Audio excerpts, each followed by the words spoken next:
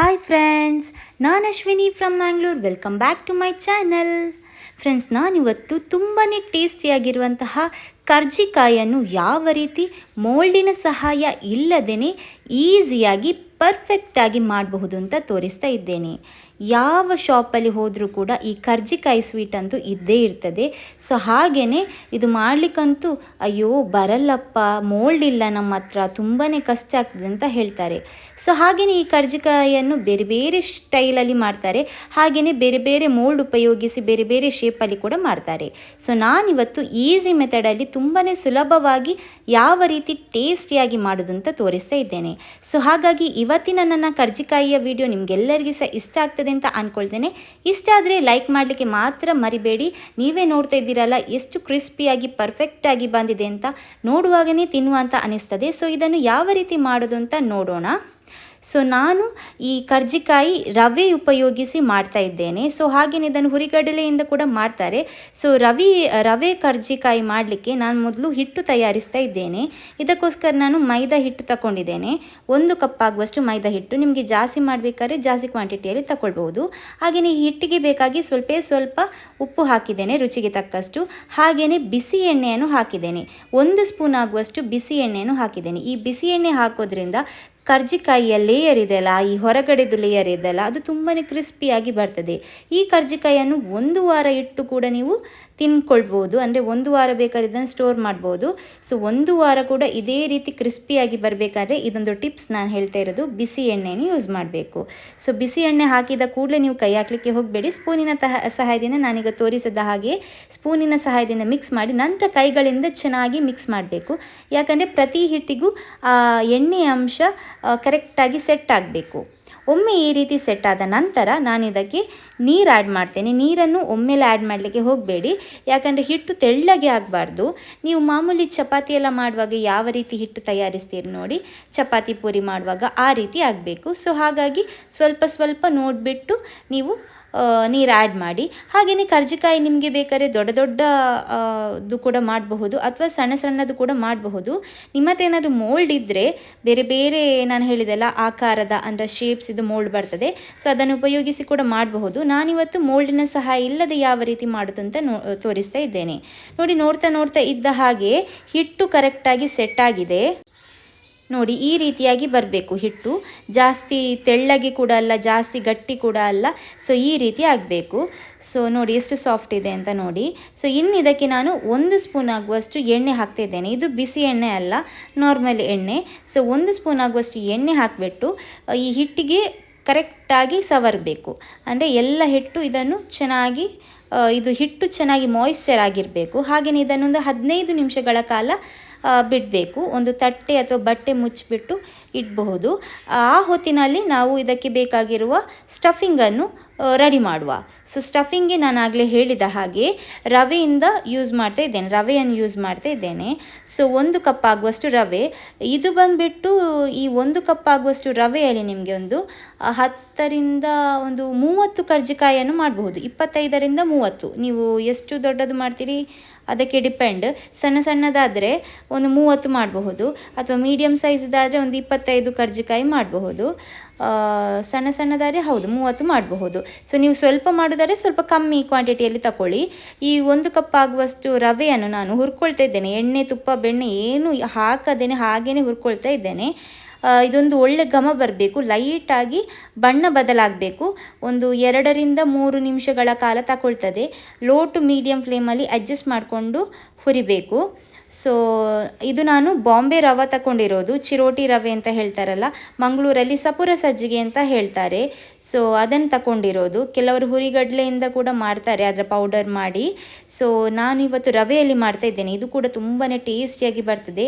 So ಯಾರು ಕೂಡ ಈ ಕರ್ಜಿಕಾಯಿಯನ್ನು ಬೇಡ ಅಂತ ಹೇಳಲಿಕ್ಕೆ ಚಾನ್ಸೇ ಇಲ್ಲ. ಸೊ ನಿಮ್ಮ ಊರಲ್ಲಿ ನಿಮ್ಮ ಕಡೆ ಯಾವ ರೀತಿ ಈ ಕರ್ಜಿಕಾಯಿ ಮಾಡ್ತೀರಿ ಅಂತ ಕಮೆಂಟ್ಸಲ್ಲಿ ತಿಳಿಸಿ ಹೇಳಿ. ಸೊ ನೋಡಿ, ಈಗ ರವೆ ಹುರ್ಕೊಳ್ಳುವಾಗ ಒಂದು ಒಳ್ಳೆ ಘಮ ಅಂತ ಸ್ಮೆಲ್ ಬರ್ತದೆ.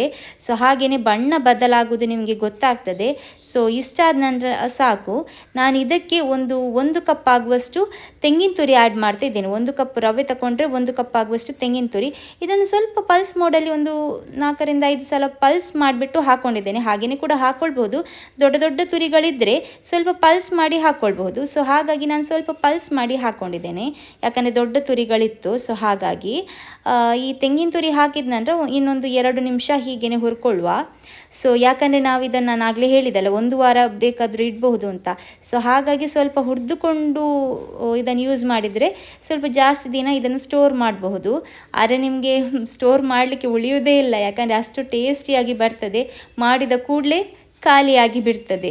ಸೊ ಹಾಗೆ ಸ್ಟೋರ್ ಮಾಡಬೇಕು ಅಂತ ಅನಿಸಿದರೆ ಸ್ವಲ್ಪ ಜಾಸ್ತಿ ಕ್ವಾಂಟಿಟಿಯಲ್ಲಿ ಮಾಡಿ, ಮೈದಾ ನೀವು ಸ್ವಲ್ಪ ಜಾಸ್ತಿ ಕ್ವಾಂಟಿಟಿಯಲ್ಲಿ ತಗೊಂಡ್ರೆ ಆಯಿತು. ಇದನ್ನು ಗೋಧಿ ಹುಡಿಯಿಂದ ಕೂಡ ಮಾಡ್ತಾರೆ, ಆದರೆ ನೀವು ಮೈದಾ ಉಪಯೋಗಿಸಿ ಮಾಡಿದರೆ ಚೆನ್ನಾಗಿ ಕ್ರಿಸ್ಪಿಯಾಗಿ ಬರ್ತದೆ. ಗೋಧಿ ಹುಡಿಯಿಂದ ಉಪಯೋಗಿಸಿ ಮಾಡಿದರೆ ಸ್ವಲ್ಪ ಸಾಫ್ಟಾಗಿ ಬರ್ತದೆ. ಈಗ ನೋಡಿ ತೆಂಗಿನ ತುರಿ ಕೂಡ ಚೆನ್ನಾಗಿ ಫ್ರೈ ಆಗಿದೆ, ರವೆ ಜೊತೆಗೆ ಕಂಬೈಂಡ್ ಆಗಿದೆ. ಈಗ ನಾನು ಸಕ್ಕರೆ ಹಾಕ್ಕೊಂಡಿದ್ದೇನೆ, 1 ಕಪ್ ಆಗುವಷ್ಟು ಸಕ್ಕರೆ, 1 ಕಪ್ ಆಗುವಷ್ಟು ರವೆ, 1 ಕಪ್ ಆಗುವಷ್ಟು ತೆಂಗಿನ ತುರಿ, ಹಾಗೆಯೇ 1 ಕಪ್ ಆಗುವಷ್ಟು ಸಕ್ಕರೆ ಆ್ಯಡ್ ಮಾಡಿ ಗ್ಯಾಸನ್ನು ಆಫ್ ಮಾಡಿಬಿಟ್ಟು ನಾನು ಈಗ ಮಿಕ್ಸ್ ಮಾಡ್ತಾ ಇದ್ದೇನೆ. ಯಾಕಂದರೆ ಸಕ್ಕರೆ ಮೆಲ್ಟ್ ಆಗೋದು ಬೇಡ.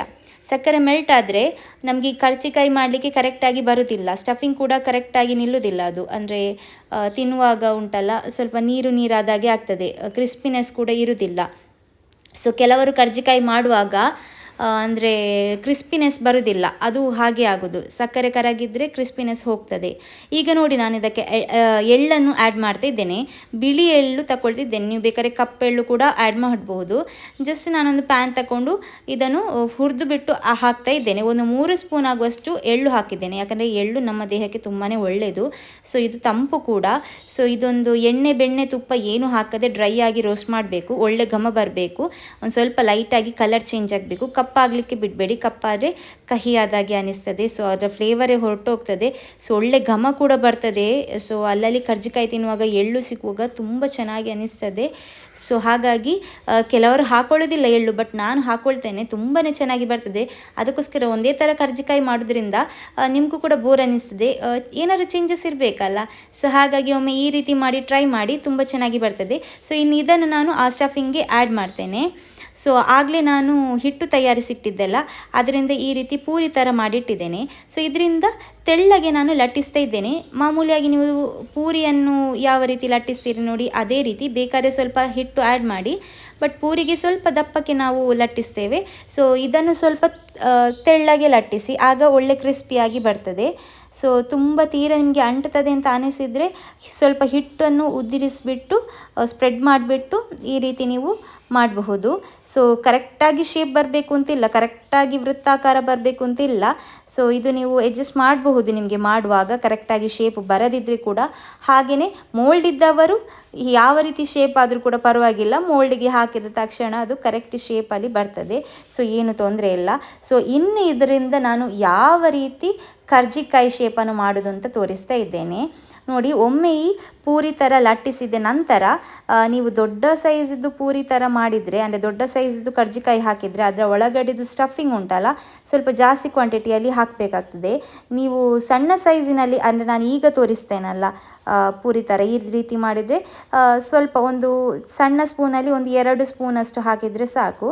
ಮಧ್ಯಭಾಗಕ್ಕೆ ಈ ರೀತಿ ಹಾಕಿ ಸ್ವಲ್ಪ ಮಧ್ಯಭಾಗದಿಂದ ಈ ಹತ್ತಿರಕ್ಕೇ ಹಾಕಿದರೆ ಸಾಕು. ಈ ರೀತಿ ಕೈಗಳಿಂದ ಅಡ್ಜಸ್ಟ್ ಮಾಡಿ ನಂತರ ಕೈಯನ್ನು ತೇವ ಮಾಡಿ, ಅಂದರೆ ಜಸ್ಟ್ ನೀರು ತಾಗಿಸಿದರೆ ಸಾಕು, ಬೇರೆ ಏನು ಬೇಡ. ನಾನು ಬೆರಳಿಗೆ ಜಸ್ಟ್ ನೀರು ತಾಗಿಸಿ ಈ ರೀತಿ ವೃತ್ತಾಕಾರದಲ್ಲಿ, ಅಂದರೆ ಪೂರಿ ಥರ ಇದೆ ಅಲ್ಲ ಹಿಟ್ಟು, ಅದಕ್ಕೆ ಫುಲ್ ನಾನು ಸವರ್ತಾ ಇದ್ದೇನೆ. ಸ್ವಲ್ಪ ಅಂಟಬೇಕು ಅಂತ ಅಷ್ಟೇ, ಎಡ್ಜಸ್ಗಳಿದೆ ಅಲ್ಲ ಅದು ಅಂಟಬೇಕು ಅಂತ. ನಂತರ ಈ ರೀತಿ ಫೋಲ್ಡ್ ಮಾಡಬೇಕು. ಒಂದು ವೇಳೆ ಸೈಡಲ್ಲಿ ಹತ್ತಿರ ಬಂದರೆ ನಮ್ಮ ಸ್ಟಫಿಂಗ್, ಅದನ್ನು ಕೈಗಳ ಸಹಾಯದಿಂದ ಸ್ವಲ್ಪ ಆಚೆ ಮಾಡಿಬಿಟ್ಟು ಅಡ್ಜಸ್ಟ್ ಮಾಡಿಬಿಟ್ಟು ಈ ರೀತಿ ಮಾಡಬೇಕು ನೋಡಿ. ಕರೆಕ್ಟಾಗಿ ಅಡ್ಜಸ್ಟ್ ಮಾಡಿ. ಒಂದು ವೇಳೆ ಶೇಪ್ ಕರೆಕ್ಟಾಗಿ ಇಲ್ಲದಿದ್ದರೆ ಈಗ ನೀವು ಅಡ್ಜಸ್ಟ್ ಮಾಡುವಾಗ ಸರಿ ಮಾಡಬೇಕು. ಒಂದು ವೇಳೆ ಆ ಸೈಡ್ ಈ ಸೈಡ್ ಅಡ್ಜಸ್ಟ್ ಜಾಸ್ತಿಯಾಗಿ ಬಂದರೆ ಸ್ಪೂನಿನ ಸಹಾಯದಿಂದ ಕಟ್ ಮಾಡಬಹುದು. ಸೊ ತೊಂದರೆ ಏನಿಲ್ಲ, ಆಗ ಕರೆಕ್ಟಾಗಿ ಶೇಪ್ ಆಗಿ ಬರ್ತದೆ. ನಂತರ ಈ ರೀತಿ ಸ್ಪೂನ್ ತಗೊಂಡು ಈ ರೀತಿ ಶೇಪ್ ಮಾಡಿದರೆ ಆಯಿತು. ಎಷ್ಟು ಚೆನ್ನಾಗಿ ಬರ್ತದೆ ಗೊತ್ತುಂಟ. ನೀವು ಮೋಲ್ಡ್ ಸಹಾಯದಿಂದ ಮಾಡಿದ್ದೀರಿ ಅಂತಲೇ ಅನಿಸ್ತದೆ, ನೀವು ನಿಮ್ಮ ಕೈಗಳಿಂದ ಮಾಡಿದ್ದೀರಿ ಅಂತ ಗೊತ್ತಾಗೋದಿಲ್ಲ, ಅಂದರೆ ಮೋಲ್ಡಲ್ಲೇ ಮಾಡಿದ್ದೀರಿ ಅಂತ ಅನಿಸ್ತದೆ, ಅದೇ ರೀತಿ ಬರ್ತದೆ. ಬೇಕಾದ್ರೆ ನೋಡಿ ಫ್ರೈ ಆದ ನಂತರ ಯಾವ ರೀತಿ ಇರ್ತದೆ ಅಂತ. ಸ್ವಲ್ಪ ಸ್ಪೂನಿಂದ ಈ ರೀತಿ ಒತ್ತು ಬಿಟ್ಟು ಮಾಡಿದರೆ ಫ್ರೈ ಆದಾಗ ಕೂಡ ಇದೇ ಶೇಪಲ್ಲಿ ಬರ್ತದೆ, ಆ ಲೈನ್ಸ್ ಎಲ್ಲ ಹಾಗೇ ಇರ್ತದೆ. ನೋಡಿದ್ರಲ್ಲ ನೀವು ಎಷ್ಟು ಚೆನ್ನಾಗಿ ಬಂದಿದೆ ಅಂತ. ಸೊ ಇನ್ನೊಮ್ಮೆ ನಿಮಗೆ ಕರೆಕ್ಟಾಗಿ ಅರ್ಥ ಆಗಬೇಕು ಅಂತ ಮತ್ತೊಮ್ಮೆ ತೋರಿಸ್ತಾ ಇದ್ದೇನೆ. ತುಂಬ ಅಂದರೆ ತುಂಬ ಸುಲಭ ಇದು ಮಾಡೋದು. ಸೊ ಎಲ್ಲರೂ ಎಣಿಸ್ತಾರೆ ತುಂಬ ಕಷ್ಟ ಕರ್ಜಿಕಾಯಿ ಮಾಡೋದು, ಶೇಪ್ ಅದು ಕೂಡ ಮೋಲ್ಡ್ ಇಲ್ಲದಿದ್ದರೆ ಶೇಪ್ ಬರೋದೇ ಇಲ್ಲ ಅಂತ. ಬಟ್ ಇದೊಂದು ಈಸಿಯಾದ ಒಂದು ತಿಂಡಿ ಅಂತಲೇ ಹೇಳಬಹುದು. ಮಕ್ಕಳು ಈವ್ನಿಂಗ್ ಸ್ಕೂಲಿಂದ ಬರುವಾಗ ಎಲ್ಲ ಹೇಗೆ ಇದನ್ನು 1 ವಾರ ಸ್ಟೋರ್ ಮಾಡ್ಬೋದು ಅಂತ ಹೇಳಿದ್ದೇನಲ್ಲ. ಸೊ ಇದನ್ನು ಜಾಸ್ತಿ ಕ್ವಾಂಟಿಟಿಯಲ್ಲಿ ಮಾಡಿ ಡಬ್ಬದಲ್ಲಿ ನೀವು ಸ್ಟೋರ್ ಮಾಡಿ ಇಟ್ಟರೆ, ಸೊ ಮಕ್ಕಳು ಬರುವಾಗ ಒಂದು 2 ಸ್ನ್ಯಾಕ್ಸ್ ಥರ ಇದನ್ನು ಹಾಕಿ ಕೊಟ್ಟರೆ ಸೊ ನಮಗೂ ಕೂಡ ಖುಷಿ ಆಗ್ತದೆ. ಬೇಕಾದ್ರೆ ನಿಮಗೆ ಮೈದಾದಿಂದ ಮಾಡೋದು ಇಷ್ಟ ಇಲ್ಲದಿದ್ದರೆ ನೀವು ಬೇಕಾದ್ರೆ ಗೋಧಿ ಹಿಟ್ಟಿಂದ ಕೂಡ ಮಾಡಬಹುದು. ಸೊ ಅದು ಕೂಡ ಒಳ್ಳೆಯದಲ್ಲ. ಸೊ ಈಗ ನೋಡಿ ಪೂರಿ ಥರ ಲಟ್ಟಿಸಿ ಆಗಿದೆ. ಆ ಸ್ಟಫಿಂಗನ್ನು ಕರೆಕ್ಟಾಗಿ ಮಧ್ಯಭಾಗಕ್ಕೆ ಹಾಕಿದ್ದೇನೆ. ಒಂದು ಚಿಕ್ಕ ಸ್ಪೂನಿನಲ್ಲಿ 2 ಸ್ಪೂನ್ ಆಗುವಷ್ಟು ಸ್ಟಫಿಂಗ್ ಹಾಕಿದ್ದೇನೆ.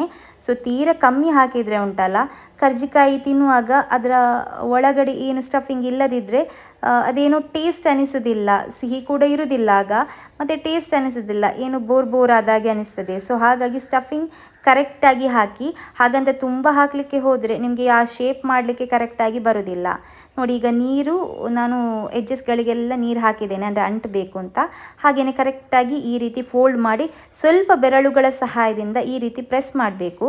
ಆಗ ಅದು ಕರೆಕ್ಟಾಗಿ ಅಂಟುತ್ತದೆ, ಅಲ್ಲೇ ಕರೆಕ್ಟಾಗಿ ಅಂಟುತ್ತದೆ. ಒಮ್ಮೆ ಇದನ್ನು ಕರೆಕ್ಟಾಗಿ ನೀವು ಬೆರಳುಗಳಿಂದ ಪ್ರೆಸ್ ಮಾಡಿದ ನಂತರ ಸ್ಪೂನಿನ ಸಹಾಯದಿಂದ ಈ ರೀತಿ ಶೇಪ್ ಮಾಡಬೇಕು. ಕೆಲವರು ಹಾಗೇ ಮಾಡ್ತಾರೆ, ಶೇಪ್ ಮಾಡದೆ ಮಾಡ್ಬೋದು, ತೊಂದರೆ ಇಲ್ಲ. ಬಟ್ ಇದು ಈ ರೀತಿ ಶೇಪ್ ಮಾಡಿದರೆ ಮೋಲ್ಡಲ್ಲಿ ಯಾವ ರೀತಿ ಇರ್ತದೆ ನೋಡಿ, ಆ ರೀತಿಯೇ ಕಾಣಿಸ್ತದೆ. ಯಾರಿಗೂ ಗೊತ್ತಾಗೋದಿಲ್ಲ ನೀವು ಮೋಲ್ಡ್ ಉಪಯೋಗಿಸದೆ ಮಾಡಿದ್ದೀರಿ ಅಂತ. ಹಾಗಾಗಿ ನಾನು ತೋರಿಸ್ತಾ ಇದ್ದೇನೆ, ಮತ್ತೊಮ್ಮೆ ತೋರಿಸ್ತಾ ಇದ್ದೇನೆ. ನೋಡಿ ಎಷ್ಟು ಚೆನ್ನಾಗಿ ಬಂದಿದೆ ಅಲ್ಲ. ಸೊ ಹಾಗಾಗಿ ಟ್ರೈ ಮಾಡಿ.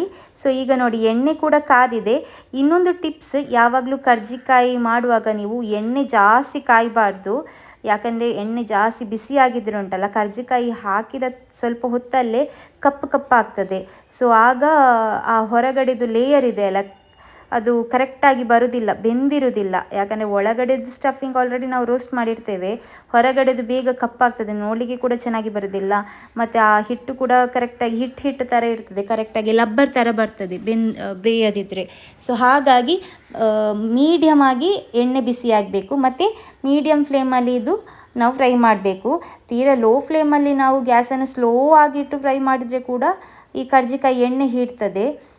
ಇದು ಎರಡೂ ಕಡೆ ಕೂಡ ಕರೆಕ್ಟಾಗಿ ಈವನ್ಲಿ ಫ್ರೈ ಆಗಬೇಕು, ಅಂದರೆ ಬಣ್ಣ ಎರಡೂ ಕಡೆ ಕೂಡ ಕರೆಕ್ಟಾಗಿ ಬರಬೇಕು. ಸೊ ಒಂದು ಡಾರ್ಕ್ ಗೋಲ್ಡನ್ ಕಲರ್ ಬರಬೇಕು, ಆಗ ಕರೆಕ್ಟಾಗಿ ಫ್ರೈ ಆಗಿದೆ ಅಂತ ಅರ್ಥ. ಮತ್ತು ತುಂಬ ಬೇಗ ಆಗ್ತದೆ, ಇದು ಮಾಡಲಿಕ್ಕೆ ಕೂಡ ತುಂಬ ಈಸಿ. ಯಾಕಂದರೆ ಪೂರಿ ಥರ ಲಟ್ಟಿಸೋದು ಕೂಡ ನಿಮಗೆ ಜಾಸ್ತಿ ಟೈಮ್ ತಗೊಳ್ಳೋದಿಲ್ಲ. ಈ ಹೂರಣ ಕೂಡ ನಾನು, ಅಂದರೆ ಸ್ಟಫಿಂಗ್ ನಾನು ಏನು ಮಾಡಿದ್ದೇನೆ ಅದು ಕೂಡ ತುಂಬಾ ಈಸಿ ಮಾಡೋದು. ಸೊ ಹದ ನೀವು ಮಾಡುವ ಇದರಲ್ಲಿ ಇರ್ತದೆ, ಅಂದರೆ ಜಾಸ್ತಿ ಬೇಕಾದ್ರೆ ನಿಮಗೆ ಕ್ವಾಂಟಿಟಿ ಸ್ವಲ್ಪ ನಾನು ಹೇಳಿದ ಹದದಲ್ಲೇ ಜಾಸ್ತಿ ಮಾಡಬಹುದು. ಅಥವಾ ನಿಮಗೆ ಸ್ವಲ್ಪ ಮಾಡ್ತೀರಾ, ಒಂದು 10 ಕರ್ಜಿಕಾಯಿ ಮಾಡ್ತೀರಿ ಅಂತ ಹೇಳಿದರೆ ಕ್ವಾಂಟಿಟಿ ಕಮ್ಮಿ ಮಾಡಬಹುದು. ಒಂದು 1/4 ಕಪ್ ಆಗುವಷ್ಟು ರವೆ, 1/4 ಕಪ್ ಆಗುವಷ್ಟು ತೆಂಗಿನ ತುರಿ, 1/4 ಕಪ್ ಆಗುವಷ್ಟು ಸಕ್ಕರೆ ಹಾಕಿದರೆ ಒಂದು 10 ಕರ್ಜಿಕಾಯಿ ಮಾಡ್ಬೋದು ಅದರಲ್ಲಿ. ನೋಡಿ ಚೆನ್ನಾಗಿ ಈಗ ಫ್ರೈ ಆಗಿದೆ, ತೆಗೆದಿದ್ದೇನೆ ನಾನು. ಸೊ ಮತ್ತೊಮ್ಮೆ ತೋರಿಸ್ತಾ ಇದ್ದೇನೆ. ಎಣ್ಣೆ ಮೀಡಿಯಮ್ ಆಗಿ ಬಿಸಿಯಾದ ನಂತರ ಕರ್ಜಿಕಾಯನ್ನು ಹಾಕ್ಕೊಳ್ಬಹುದು. ಚಿಕ್ಕ ಚಿಕ್ಕ ಕರ್ಜಿಕಾಯನ್ನು 3-4 ಕರ್ಜಿಕಾಯಿ ಒಟ್ಟಿಗೆ ಫ್ರೈ ಮಾಡ್ಕೊಳ್ಬಹುದು. ದೊಡ್ಡದಾದರೆ 2 ಮಾಡಬಹುದು. ನಾನೊಮ್ಮೆ 2 ಮಾಡಿದೆ, ಮತ್ತೊಮ್ಮೆ 3 ಫ್ರೈ ಮಾಡಿ ತೋರಿಸ್ತಿದ್ದೇನೆ. ಒಂದು ಸೈಡ್ ಕರೆಕ್ಟಾಗಿ ಫ್ರೈ ಆದ ನಂತರ ಮತ್ತೊಂದು ಸೈಡನ್ನು ನೀವು ಫ್ರೈ ಮಾಡಿಕೊಳ್ಬೇಕು. ಸೊ ಮತ್ತು ಇದು ತುಂಬ ಅಂದರೆ ತುಂಬ ಇಷ್ಟ ಆಗ್ತದೆ ಎಲ್ಲರಿಗೆ ಸಹ. ಮಕ್ಕಳಿಗಂತೂ ನಾನು ಹೇಳಿದೆ ಅಲ್ಲ, ಒಮ್ಮೆ ತಿಂದರೆ ಇದರ ಫ್ಯಾನ್ ಆಗ್ತಾರೆ, ಮತ್ತೊಮ್ಮೆ ಕೇಳ್ತಾರೆ ಮಮ್ಮಿ ಕರ್ಜಿಕಾಯಿ ಮಾಡಿಕೊಡಿ ಅಂತ. ಸೊ ಅಷ್ಟೊಂದು ಇಷ್ಟ ಆಗ್ತದೆ ಅವರಿಗೆ. ಸೊ ಹಾಗೆಯೇ ದೊಡ್ಡವರಿಗೂ ಕೂಡ ಇಷ್ಟ ಆಗ್ತದೆ. ಯಾಕಂದರೆ ನಾನು ಕೂಡ ಜಾಸ್ತಿ ಸಕ್ಕರೆ ಹಾಕ್ಕೊಳ್ಳಿಲ್ಲ. ಬೇಕಾದ್ರೆ ಸಕ್ಕರೆ ಇಷ್ಟ ಇಲ್ಲದಿದ್ದರೆ ನೀವು ಬೆಲ್ಲ ಹಾಕಿ ಕೂಡ ಮಾಡಬಹುದು. ನಾನು ಹೇಳಿದ ಕ್ವಾಂಟಿಟಿಯಲ್ಲಿ ಸಕ್ಕರೆಯ ಬದಲು ಬೆಲ್ಲ ಹಾಕ್ಕೊಳ್ಬಹುದು. ಆದರೆ ನೀವು ಬೆಲ್ಲವನ್ನು ಈ ಹೂರ್ಣ ಅಂದರೆ ಸ್ಟಫಿಂಗ್ ತಣ್ಣಗಾದ ನಂತರ ಬೆಲ್ಲ ಆ್ಯಡ್ ಮಾಡಿ. ನೋಡಿ ಫೈನಲ್ ಆಗಿ ಎಷ್ಟು ಚೆನ್ನಾಗಿ ಬಂದಿದೆ ನೋಡಿ. ಮೋಲ್ಡಲ್ಲಿ ಮಾಡಿದ ಹಾಗೆ ಕಾಣಿಸ್ತಾ ಇಲ್ವಾ? ಹಾಗೆಯೇ ತುಂಬಾ ಕ್ರಿಸ್ಪಿಯಾಗಿ ಬಂದಿದೆ, ಟೇಸ್ಟಿಯಾಗಿ ಬಂದಿದೆ, ಜಾಸ್ತಿ ಸಿಹಿ ಕೂಡ ಕೂಡ ಅಲ್ಲ, ಸಪ್ಪೆ ಕೂಡ ಅಲ್ಲ, ಕರೆಕ್ಟಾಗಿ ಪರ್ಫೆಕ್ಟಾಗಿ ಬಂದಿದೆ. ಸೊ ಇದು ಇಷ್ಟ ಆಗೋದಿಲ್ಲ ಅಂತ ಹೇಳಲಿಕ್ಕೆ ಚಾನ್ಸೇ ಇಲ್ಲ. ಸೊ ಹಾಗಾಗಿ ಈ ವಿಡಿಯೋ ನೋಡಿದ ತಕ್ಷಣ ನೀವು ಕೂಡ ಮನೆಯಲ್ಲಿ ಈ ಕರ್ಜಿಕಾಯಿ ಮಾಡಲಿಕ್ಕೆ ಶುರು ಮಾಡಿ. ಯಾಕಂದರೆ ಮನೆಯಲ್ಲೇ ಇರುವಂತಹ ಇಂಗ್ರೀಡಿಯೆಂಟ್ಸ್ ತುಂಬ ಈಸಿ ಕೂಡ, ಜಾಸ್ತಿ ಟೈಮ್ ಕೂಡ ತಗೊಳ್ಳೋದಿಲ್ಲ. ಅದು ಈ ಮಳೆಗಾಲ ಏನಾದರೂ ಟೇಸ್ಟಿಯಾಗಿರುವ ಫುಡ್ ತಿನ್ನುವ ಅಂತ ಅನಿಸ್ತದೆ. ಸೊ ಇದನ್ನು ಮಾಡಿಕೊಡಿ, ಮಕ್ಕಳಿಗೆ ಕೂಡ ಇಷ್ಟ ಆಗ್ತದೆ. ಸೊ ಹಾಗೆಯೇ ಈಗ ನೋಡಿ ಎಷ್ಟು ಕ್ರಿಸ್ಪಿ ಆಗಿದೆ ಅಂತ. ವಾವ್, ನೋಡಿ ಗೊತ್ತಾಯ್ತಲ್ಲ ನಿಮಗೇನೆ ಯಾವ ರೀತಿ ಇದೆ ಅಂತ. ಅದಕ್ಕೆ ಹೇಳ್ತಿದ್ದೇನೆ, ಸೀರಿಯಸ್ಲಿ ತುಂಬಾ ಟೇಸ್ಟಿಯಾಗಿ ಬಂದಿದೆ. ಟ್ರಸ್ಟ್ ಮೀ, ತುಂಬ ಚೆನ್ನಾಗಿ ಬಂದಿದೆ. ಮನೆಯಲ್ಲಿ ಒಮ್ಮೆ ಟ್ರೈ ಮಾಡಿ. ಸೊ ವಿಡಿಯೋ ನೋಡಿದ್ದಕ್ಕೆ ಥ್ಯಾಂಕ್ ಯು ಸೋ ಮಚ್. ವಿಡಿಯೋನ ಎಲ್ಲೂ ಸ್ಕಿಪ್ ಮಾಡದೆ ಪೂರ್ತಿಯಾಗಿ ಕಂಪ್ಲೀಟಾಗಿ ನೋಡಿ. ಸೊ ಮತ್ತೊಮ್ಮೆ ಇನ್ನೊಂದು ಹೊಸ ವಿಡಿಯೋ ಜೊತೆ ನಿಮ್ಮನ್ನು ಭೇಟಿಯಾಗ್ತೇನೆ. ಅಲ್ಲಿ ತನಕ ಇದೇ ರೀತಿ ಸಪೋರ್ಟ್ ಮಾಡ್ತಾ ಇರಿ. ವಿಡಿಯೋ ನೋಡಿದ್ದಕ್ಕೆ ಥ್ಯಾಂಕ್ ಯು ಸೋ ಮಚ್.